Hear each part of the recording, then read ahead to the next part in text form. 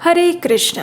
क्या आप जानते हैं हमारी वैदिक संस्कृति में मुख्यतया 4 आश्रम हैं।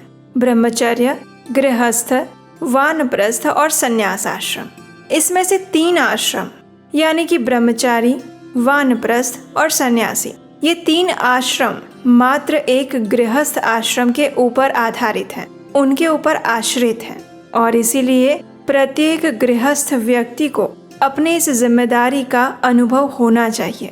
उन्हें इस बात के विषय में पता होना चाहिए कि उनके ऊपर सिर्फ अपने परिवार की जिम्मेदारी ही नहीं, अपितु समाज की भी जिम्मेदारी है। और इसीलिए हमारी संस्कृति में दान देने का विशेष महत्व बताया गया है। जब कोई भी गृहस्थ व्यक्ति दान देता है, चाहे वो छोटा हो या बड़ा, तो इससे 2 चीजें होती हैं। पहला तो उसकी जो अर्जित की गई लक्ष्मी है, धन है, उसका शुद्धिकरण होता है। और दूसरा, उस व्यक्ति की स्वयं की मानसिक चेतना भी शुद्ध होती है, उसके अंदर वैराग्य आता है। और तीसरा कार्य ये भी होता है कि उसे पुण्य फल की प्राप्ति होती है। तो इस प्रकार हमारे वैदिक सनातन संस्कृति में दान देने का अत्यंत विशेष महत्व है। जब भी आप कोई व्रत रखते हैं, उपवास रखते हैं, तो उसके बाद दान अवश्य देना चाहिए, तभी आपका व्रत और उपवास पूर्ण माना जाता है।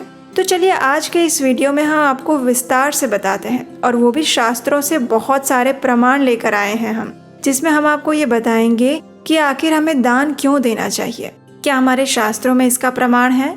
किस व्यक्ति को दान देना चाहिए, कैसे दान देना चाहिए, कितना देना चाहिए और किस भावना से देना चाहिए, इन सभी बातों पर आज हम चर्चा करने वाले हैं।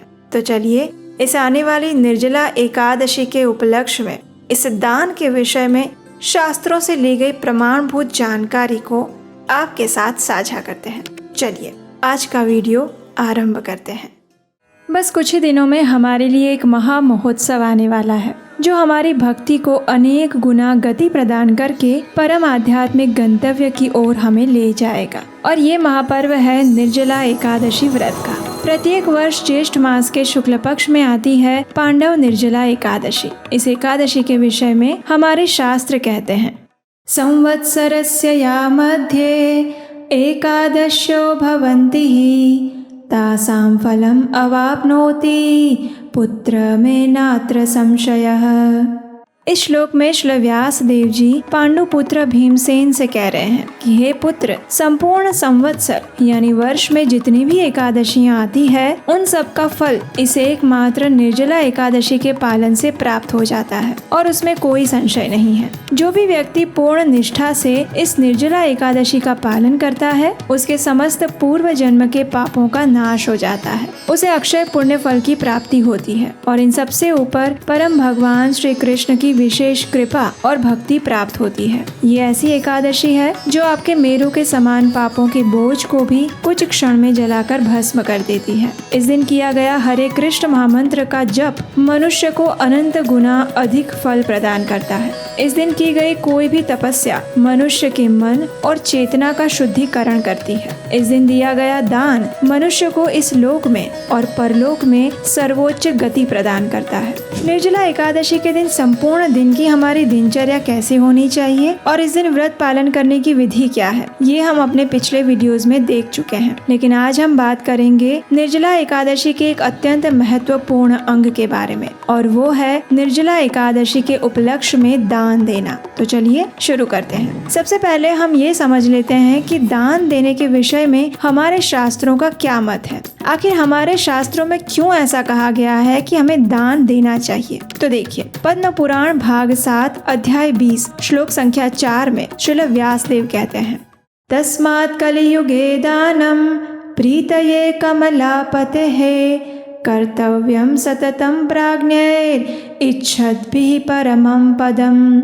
अर्थात लक्ष्मीपति की प्रसन्नता के लिए कलयुग में परम पद की प्राप्ति करने वाले मनुष्य को सदा ही दान करना चाहिए। इसी पद्म पुराण में स्वयं भगवान शिव भी नारद मुनि से कहते हैं, अक्षयो भगवान विष्णुः परमात्मा सनातनः दीयते यत् समुद्दिश्य हि अक्षयं तत्कीर्तिव्रतम्।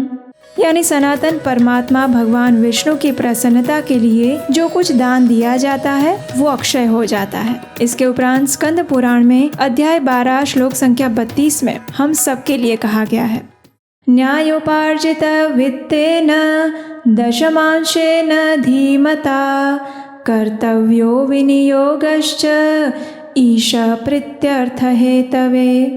अर्थात प्रत्येक गृहस्थ को अपने न्यायपूर्वक उपार्जित धन का 10वां भाग भगवान की प्रसन्नता के लिए किसी सत्कर्म में लगाना चाहिए। तो इन सभी श्लोकों के माध्यम से हम समझ सकते हैं कि हमारे धर्म में दान देने का कितना महत्व है। दान देने से हमारा आध्यात्मिक पुण्य फल संचय तो होता ही है, लेकिन उसके साथ साथ हमारे धन का शुद्धिकरण भी होता है, क्योंकि हमें नहीं पता है कि हमारे घर में आने वाली लक्ष्मी किस किस के पास से और किस भाव से आ रही है। तो जब हम उस लक्ष्मी को भगवान विष्णु की सेवा में लगाते हैं, यानी कि किसी ऐसे कार्य और ऐसी संस्था में दान देते हैं, तो वह शुद्ध और सात्विक बन जाती है और ऐसी लक्ष्मी का वास आपके घर में अधिक समय तक रहता है। तो चलिए अब देखते हैं कि आखिर निर्जला एकादशी के दिन क्या दान देना चाहिए। तो एकादशी में दान देने का एक सबसे सरलतम नियम है, और वो है एकादशी के दिन आप सिर्फ उन्हीं चीजों का दान दीजिए जिसका प्रयोग आप एकादशी में कर सकते हैं, और उन चीजों का दान बिल्कुल भी नहीं देना चाहिए जो एकादशी में वर्जित पदार्थ है। तो इस नियम के अनुसार हम वर्ष की सभी एकादशी तिथि पर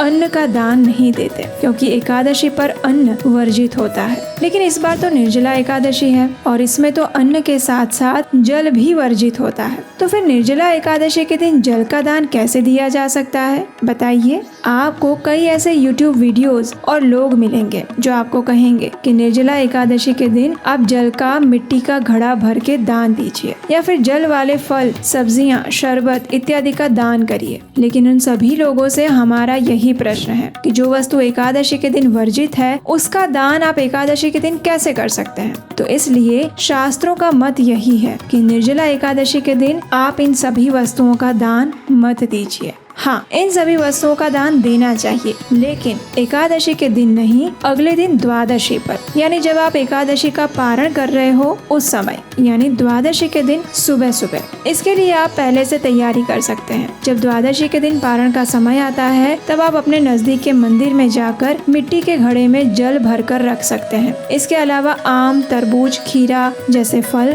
और सब्जियाँ, नारियल पानी, गुड़ पानी, नींबू पानी का भी दान दे सकते हैं। एक सबसे अच्छा और अधिक पुण्य प्रदान करने वाला कार्य आप ये भी कर सकते हैं कि जिसने निर्जला एकादशी व्रत किया है बिना जल के, उसे आप ये सभी पेय पदार्थ और फल देकर पारण करवाइए। इससे आपको दुगना फल मिलेगा। लेकिन प्रश्न ये है कि तो फिर निर्जला एकादशी के दिन क्या दान दिया जाए। तो देखिए, निर्जला एकादशी के दिन आप ज्ञान का दान दे सकते हैं, भगवत गीता और श्रीमद् भागवतम ग्रंथों का दान दे सकते हैं। इन वैदिक ग्रंथों की शिक्षाओं के प्रचार हेतु दान दे सकते हैं। आप भगवान का मंदिर बनवाने के लिए दान दे सकते हैं। मंदिर बनवाने के लिए या प्रचार केंद्र खोलने के लिए भूमि का दान दे सकते हैं। आप हमारे भारत में और भारत के बाहर कुछ ऐसे गुरुकुल है जहाँ बच्चों को वैदिक शिक्षा दी जाती है, वहाँ दान दे सकते हैं। गौ सेवा के लिए दान दे सकते हैं, मंदिरों में दान दे सकते हैं। और इतना ही नहीं, इस दिन आप किसी को भगवत गीता या श्रीमद् भागवतम जैसे वैदिक ग्रंथ भी भेंट के रूप में दे सकते हैं।